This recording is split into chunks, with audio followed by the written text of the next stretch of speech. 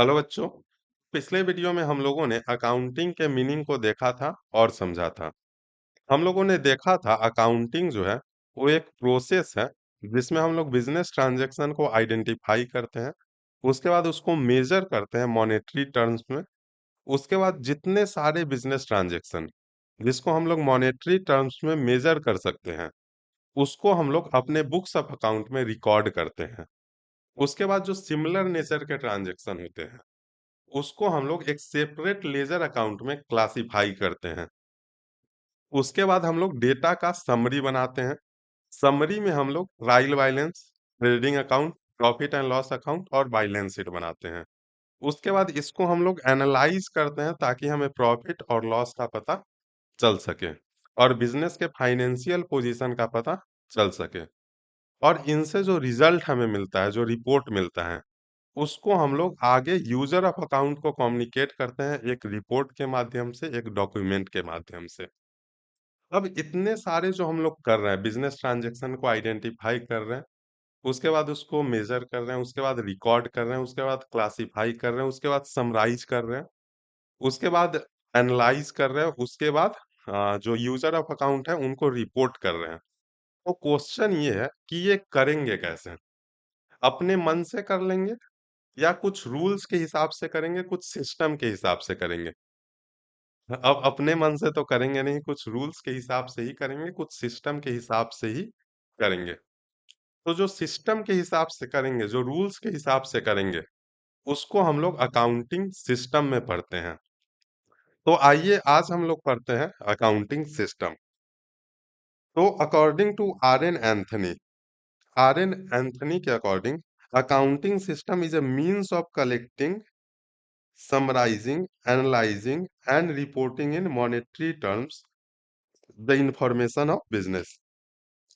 Are N Anthony के according accounting system जो है वो एक माध्यम है, वो एक तरीका है, वो एक रूल है जिसके अकॉर्डिंग हम लोग बिजनेस ट्रांजैक्शन को कलेक्ट करते हैं, बिजनेस के इंफॉर्मेशन को कलेक्ट करते हैं, उसको समराइज करते हैं और उसको एनालाइज करते हैं, और जो रिजल्ट हमें मिलता है, जो प्रॉफिट होता है, जो लॉस होता है, जो भी रिजल्ट हमें मिलता है, जो बिजनेस का फाइनेंशियल पोजीशन हमें पता चलता है, उसको यूजर ऑफ अकाउंट से हम लोग कम्युनिकेट करते हैं।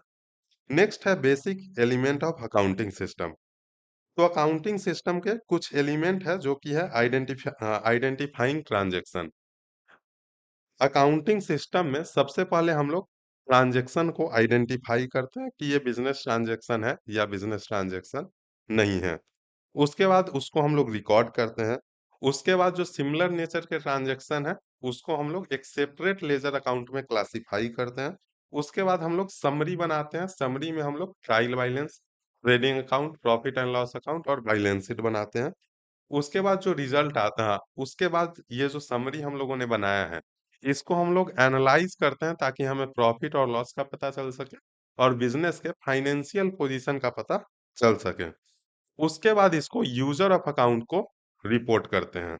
यहाँ तक क्लियर है? हाँ जी सर, क्लियर है। तो इसको एक बार आप देख लीजिए।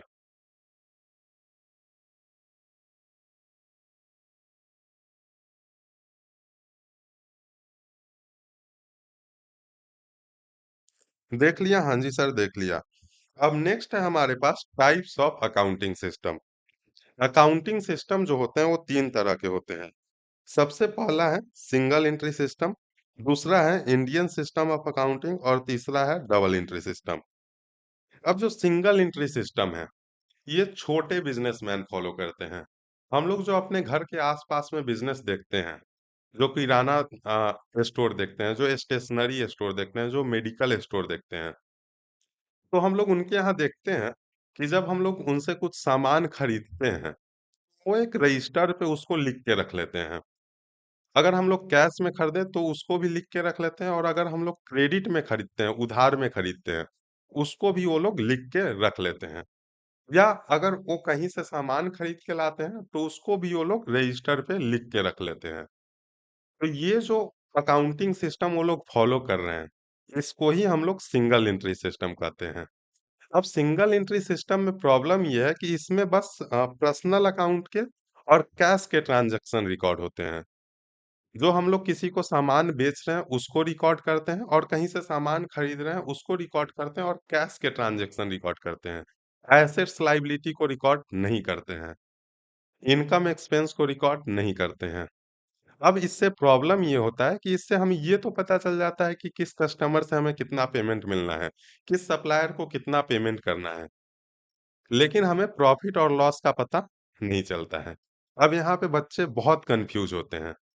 उनको क्या लगता है कि सर जब हम ये रिकॉर्ड कर रहे हैं कि हम लोग कितना का परचेज़ कर रहे हैं, कितना का माल खरीद के ला रहे हैं और कितना का सेल कर रहे हैं। तो सेल में से परचेज़ को लेस कर देंगे, हमें तो पता चल जाएगा कि प्रॉफिट कितना का हो रहा है। लेकिन बिज़नेस में इतने ही खर्चे थोड़ी होते हैं। बिज़नेस में तो जो ट्रांसपोर्ट का खर्चा लग रहा है वो भी होते हैं। इलेक्ट्रिसिटी बिल भी जाता है। अगर स्टाफ हम लोगों ने रखा है तो उसका भी सैलरी जाता है। तो इसीलिए एग्ज़ैक्टली इस सिस्टम में प्रॉफिट को मेज़र करना बहुत मुश्किल होता है। इसीलिए इसको अकाउंट ऑफ इनकम्प्लीट रिकॉर्ड भी कहते हैं।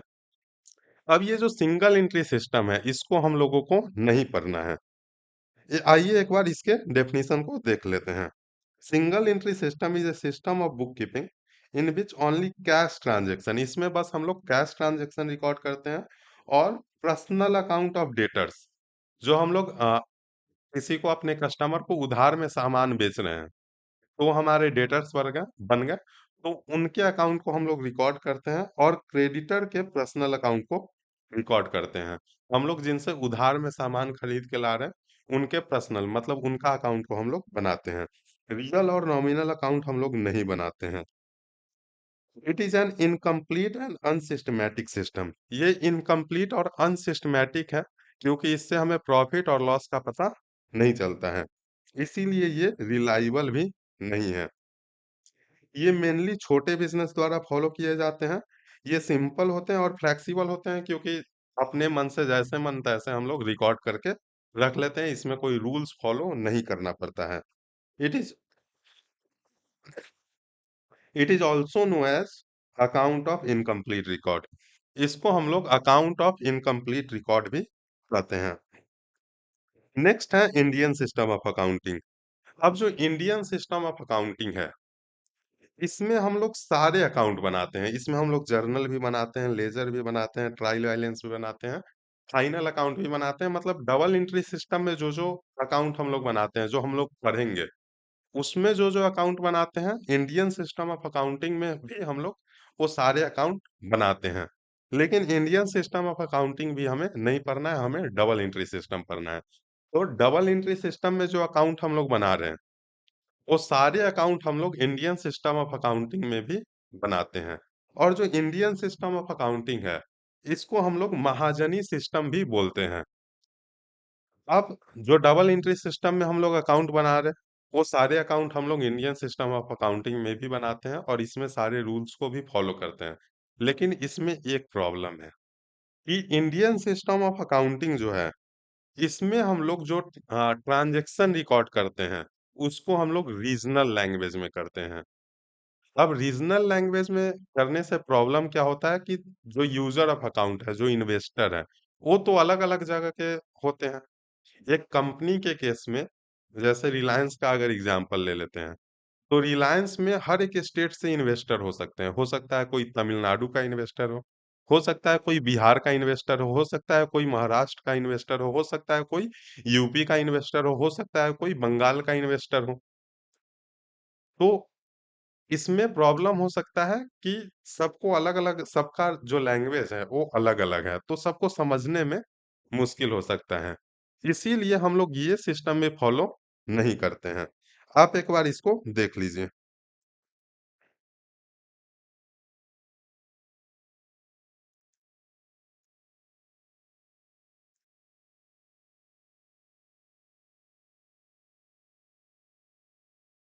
नेक्स्ट है हमारे पास डबल एंट्री सिस्टम। हम लोग जो पढ़ेंगे वो डबल एंट्री सिस्टम ही पढ़ेंगे। हम लोग जो अकाउंटिंग करेंगे वो डबल एंट्री सिस्टम के अकॉर्डिंग ही करेंगे। Double entry system is based on principle of dual aspect. Double entry system जो है वो प्रिंसिपल ऑफ डुअल एस्पेक्ट पे बेस्ड होता है। मतलब डबल एंट्री सिस्टम में अगर हम लोग कोई ट्रांजैक्शन को रिकॉर्ड करते हैं सपोज हम लोग एक ट्रांजैक्शन रिकॉर्ड कर रहे हैं कि हम लोगों ने कैश सेल किया अडानी को 10 लाख का। तो हम लोग डबल एंट्री सिस्टम के अकॉर्डिंग इसको ऐसे रिकॉर्ड करेंगे। Cash account debit to sales account.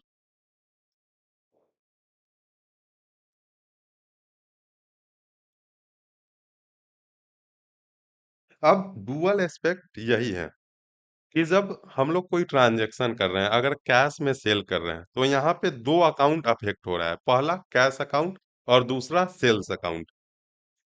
Every transaction has 2 aspect. हर एक ट्रांजैक्शन का 2 एस्पेक्ट होता है and is recorded in at least 2 account, और हर एक ट्रांजैक्शन कम से कम 2 अकाउंट में रिकॉर्ड होता है। यहाँ पे 2 अकाउंट कौन-कौन है? एक कैश अकाउंट है और दूसरा सेल्स अकाउंट है। One account is debit, cash account को हम लोग डेबिट कर रहे हैं and the other is credit, और सेल्स अकाउंट को हम लोग क्रेडिट कर रहे हैं। Every debit has corresponding credit. हर एक डेबिट का एक क्रेडिट होगा ही।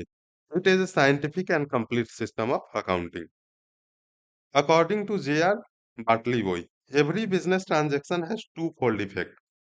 J.R. Bartley Boy के अकॉर्डिंग हर एक बिजनेस ट्रांजैक्शन जो है उसका टू फोल्ड इफेक्ट होता है। Two account in opposite direction, one account is debit and other is credit. हर एक बिजनेस ट्रांजैक्शन का दो फोल्ड इफेक्ट होता है। हर एक बिजनेस ट्रांजैक्शन से 2 अकाउंट अफेक्ट होता है। एक अकाउंट डेबिट होता है तो दूसरा क्रेडिट होता है।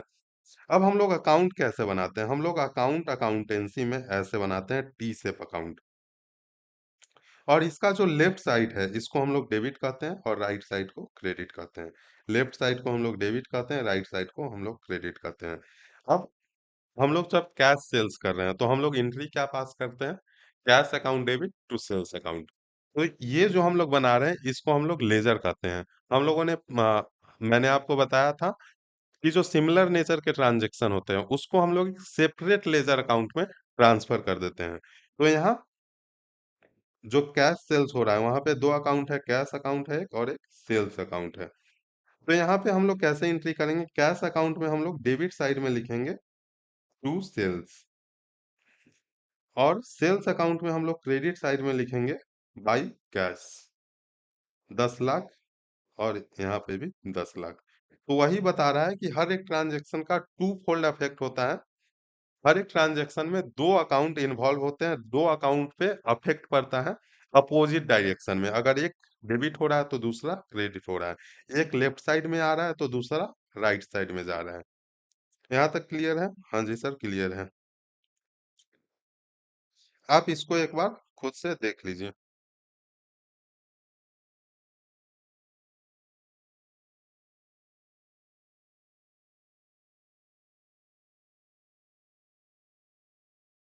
अब आते हैं next, feature of double entry system. तो डबल एंट्री सिस्टम का पहला फीचर है टू फोल्ड इफेक्ट। मतलब हर एक ट्रांजैक्शन जो है 2 अकाउंट पे अफेक्ट करेगा। हम लोगों ने अपने एग्जांपल में भी देखा था जब हम लोग कैश सेल्स कर रहे हैं, तो एक कैश अकाउंट अफेक्ट हो रहा है, दूसरा सेल्स अकाउंट अफेक्ट हो रहा है। Recording of both aspect. अब हम लोग जो डबल एंट्री सिस्टम है उसमें हम लोग दोनों एस्पेक्ट को रिकॉर्ड करते हैं। कैश को भी रिकॉर्ड कर रहे हैं और सेल्स को भी रिकॉर्ड कर रहे हैं। Two side of account. हम लोगों ने देखा था हम लोग जो अकाउंट बनाते हैं उसका 2 साइड होता है। एक डेबिट साइड जो कि लेफ्ट साइड होता है और एक क्रेडिट साइड जो कि राइट साइड होता है। Left side debit, right side credit. Recording according to rules. अब ये जो हम लोग किसी अकाउंट को डेबिट कर रहे हैं, किसी अकाउंट को क्रेडिट कर रहे हैं, इसको एक रूल्स के अकॉर्डिंग कर रहे हैं जिसको हम लोग rules of debit and credit कहते हैं। ये आगे हम लोग पढ़ेंगे। Arithmetical accuracy. अब डबल एंट्री सिस्टम में हम लोग ट्रायल बैलेंस बनाते हैं। और ट्रायल बैलेंस क्या होता है? ट्रायल बैलेंस में जो डेबिट साइड का बैलेंस है वो क्रेडिट साइड के बैलेंस से इक्वल होना चाहिए। अगर इक्वल नहीं है मतलब कहीं ना कहीं कोई प्रॉब्लम है, कोई एरर है। तो डुअल एंट्री सिस्टम में हम लोग ये भी चेक कर सकते हैं कि कहीं कोई एरर तो नहीं है। अब है advantage of double entry system. सबसे पहला एडवांटेज है साइंटिफिक सिस्टम। साइंटिफिक सिस्टम क्यों है? क्योंकि डबल एंट्री सिस्टम एक रूल पे बेस्ड है, एक प्रिंसिपल पे बेस्ड है। इसमें हम लोग एक रूल को फॉलो करके, एक प्रिंसिपल को फॉलो करके एंट्री करते हैं। इसीलिए डबल एंट्री सिस्टम जो है वो एक साइंटिफिक सिस्टम है। दूसरा है कंप्लीट इन्फॉर्मेशन। अब हम लोग हर एक ट्रांज़ैक्शन के 2 एस्पेक्ट को रिकॉर्ड कर रहे हैं। तो इसमें बहुत मुश्किल है कि रिकॉर्ड करना कोई ट्रांज़ैक्शन छूट जाए। सपोज़ हम लोग जो कैश सेल कर रहे हैं, तो हम लोग कैश में भी लिख रहे हैं और सेल्स में भी लिख रहे हैं। अब सपोज़ हम लोग कैश में भी लिखना भूल जाते हैं, तो जब हम लोग सेल्स अकाउंट देखेंगे, तब हमें पता चल जाएगा कि सेल हुआ था लेकिन कैश में रिकॉर्ड होना छूट गया है। तो इसीलिए इसमें एरर का चांस, इसमें मिस्टेक का चांस, इसमें छूट जाने का चांस बहुत कम है, इसीलिए ये जो है कंप्लीट इन्फॉर्मेशन हमें देता है। Record both aspect of every transaction. Next है अरिथमेटिकल एक्यूरेसी। ये हम लोगों ने देखा था कि डुअल एंट्री सिस्टम में हम लोग ट्रायल बैलेंस बनाते हैं। ट्रायल बैलेंस में डेबिट साइड और क्रेडिट साइड दोनों इक्वल होना चाहिए। अगर दोनों इक्वल है तो ये माना जाता है कि हम लोगों ने जो अकाउंट बनाया है वो पूरी तरह से सही है। Deduction of error and fraud. अब डुअल एंट्री सिस्टम से हमें एरर और फ्रॉड का भी पता चल जाता है। सपोज अगर हम लोग कैश सेल कर रहे हैं, जैसे हम लोगों ने देखा था कि अकाउंट में पॉसिबिलिटी है कि हम लोग विंडो ड्रेसिंग कर सकते हैं। लेकिन डुअल एंट्री सिस्टम में अगर हम लोग फेक सेल्स दिखाना चाहें, तो हम लोग सेल अकाउंट को तो क्रेडिट कर देंगे। क्या दिखाएंगे हम लोग? Cash account debit to sales account. तो हम लोग सेल अकाउंट दिखाएँगे और उसमें ये भी दिख जाएगा कि सामान बिज़नेस से बाहर जा रहा है। लेकिन ये नहीं दिखेगा कि बिज़नेस में कैश आया है, क्योंकि अभी तक तो सेल हुआ ही नहीं है। हमने तो goods sold on approval basis पे भेजा है। हमने अपने कस्टमर को भेज दिया, उनसे कहा कि अगर आपको पसंद आए तो आप रखना, नहीं तो रिटर्न कर देना। लेकिन मैंने अपने बुक्स में सेल दिखा दिया ताकि मुझे बैंक से लोन मिल जाए। सेल दिखा दिया ताकि सेल अगर दिखेगा बुक्स में तो हमारा प्रॉफिट बढ़ जाएगा और बैंक हमें आसानी से लोन दे देगी।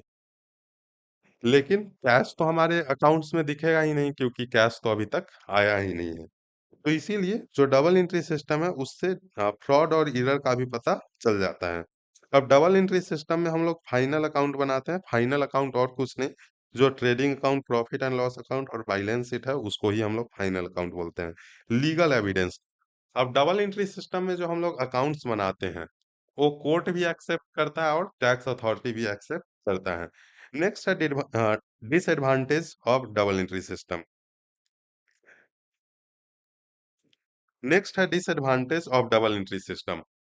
डबल एंट्री सिस्टम के कुछ डिसएडवांटेज भी है। सबसे पहला है कि ये कॉस्टली टू मेंटेन होता है, ये थोड़ा महंगा होता है, क्योंकि डबल एंट्री सिस्टम में कुछ रूल्स को फॉलो करके ट्रांजैक्शन को रिकॉर्ड करना होता है। इसीलिए इसको मेंटेन करने के लिए, डबल एंट्री सिस्टम में बुक्स को मेंटेन करने के लिए स्पेशलाइज्ड नॉलेज चाहिए, अकाउंटेंट चाहिए होता है।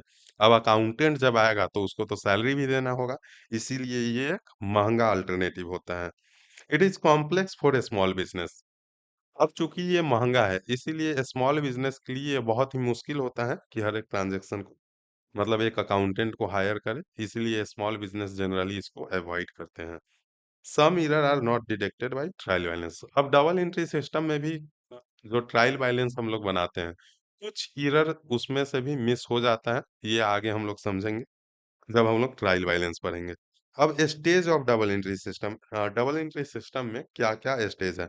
सबसे पहले हम लोग बिज़नेस ट्रांज़ैक्शन को रिकॉर्ड करते हैं, उसके बाद क्लासिफाई करते हैं अलग-अलग लेजर अकाउंट में, उसके बाद हम लोग समरी बनाते हैं, समरी में हम लोग ट्रायल बैलेंस बनाते हैं, ट्रेडिंग अकाउंट बनाते हैं, प्रॉफिट एंड लॉस अकाउंट बनाते हैं, बैलेंस शीट बनाते हैं। नेक्स्ट है principle of double entry system. तो डबल एंट्री सिस्टम का सबसे पहला प्रिंसिपल है डुअल एस्पेक्ट प्रिंसिपल। मतलब हर एक ट्रांजैक्शन जो है वो 2 अकाउंट पे अफेक्ट करेगा, एक डेबिट होगा तो दूसरा क्रेडिट होगा। Rule based principle. Double entry system जो है एक रूल पे बेस्ड होता है, जिसको हम लोग rules of debit and credit कहते हैं। Two account principle. हर एक ट्रांजैक्शन 2 अकाउंट पे अफेक्ट करेगा। फोर्थ है monetary measurement. Double entry system में जब हम लोग बिजनेस ट्रांजैक्शन रिकॉर्ड करते हैं, तो हर एक ट्रांजैक्शन को एक मॉनेटरी वैल्यू पे रिकॉर्ड करते हैं कि इतने का ट्रांजैक्शन हो रहा है, इतने का सेल हो रहा है, इतने का परचेज हो रहा है। पैसों में रिकॉर्ड करते हैं। नेक्स्ट है बिजनेस एंटिटी कॉन्सेप्ट। हम लोगों ने पहले क्लास में ही देखा था कि बिज़नेस का अपना एक अलग नाम होता है, अपना एक अलग पहचान होता है। तो डबल एंट्री सिस्टम में बिज़नेस का अपना एक अलग नाम होता है, बिज़नेस और ओनर ये दोनों अलग-अलग पर्सन माने जाते हैं और हम लोग जो अकाउंटिंग करते हैं, वो बिज़नेस का करते हैं, ओनर का नहीं करते हैं। Accounting period concept double entry system में हम लोग जो अकाउंट बनाते हैं, वो एक अकाउंटिंग पीरियड का बनाते हैं, जो कि जनरली 1 अप्रैल से शुरू होके 31 मार्च को कंप्लीट होता है। फंडामेंटल प्रिंसिपल क्या है डबल एंट्री सिस्टम का? हर एक डेबिट का एक क्रेडिट ज़रूर होगा। हम लोग डबल एंट्री सिस्टम में कौन-कौन से बुक बनाते हैं, ये कोई ज़्यादा इम्पोर्टेंट नहीं है, ये जब हम लोग बुक बनाएँगे तब आपको समझ में आ जाएगा। यहाँ पे बस हमारे लिए यही इम्पोर्टेंट था डबल एंट्री सिस्टम, बाकी इस चैप्टर में कुछ भी ज़्यादा इम्पोर्टेंट नहीं है। नेक्स्ट क्लास में हम लोग पढ़ेंगे rules of debit and credit जो हम लोग ट्रांज़ैक्शन रिकॉर्ड कर रहे हैं, कैश सेल्स अगर हो रहा है, तो कैश अकाउंट डेबिट कर रहे हैं और सेल्स अकाउंट क्रेडिट कर रहे हैं, ये क्यों कर रहे हैं? तो ये जानेंगे हम लोग नेक्स्ट वीडियो में। तो नेक्स्ट वीडियो बहुत ही इम्पोर्टेंट होने वाला है और जो नेक्स्ट वीडियो में हम लोग पढ़ेंगे, ये आपको सीए तक काम आने वाला है। तो इसीलिए नेक्स्ट क्लास आप लोग मिस बिल्कुल भी मत करना। तो मिलते हैं नेक्स्ट क्लास में।